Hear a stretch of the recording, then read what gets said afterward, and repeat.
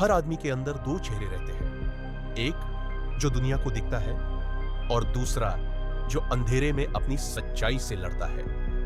वक्त के साथ दुनिया पहले वाले को याद रखती है और दूसरे को भूल जाती है, पर वही दूसरा चेहरा असल में मैं होता है।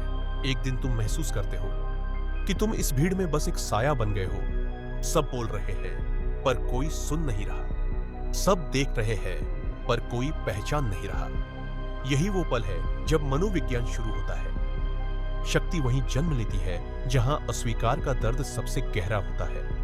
पहला जर है झुकना, बार बार झुकना ताकि कोई टूटे नहीं। पर सच्चाई यह है, जो बार बार झुकता है वो धीरे धीरे मिट जाता है।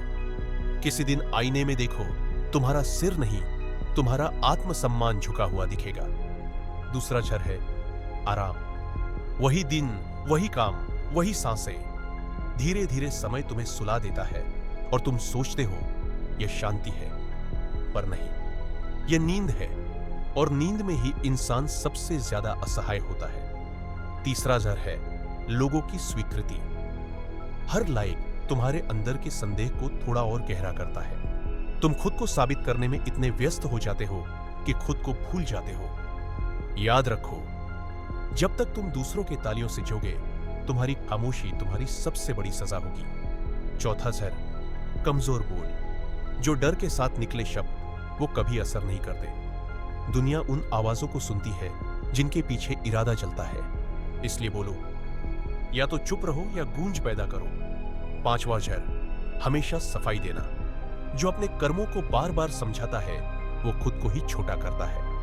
शक्ति उस आदमी की होती है जो कह दे मैंने किया और बस, और फिर अगला कदम बढ़ा दे। अंत में समझो, छायाओं का नियम कहता है जो अपने अंधेरे को स्वीकारता है वही रोशनी पर अधिकार रखता है, क्योंकि सच्ची ताकत अच्छाई बनने में नहीं बल्कि अपनी बुराई को पहचान कर उसे नियंत्रित करने में है। इसलिए याद रखो, तुम या तो अपनी छाया के मालिक बनो या उसके दास बनकर जियो। चुनाव हमेशा तुम्हारा है।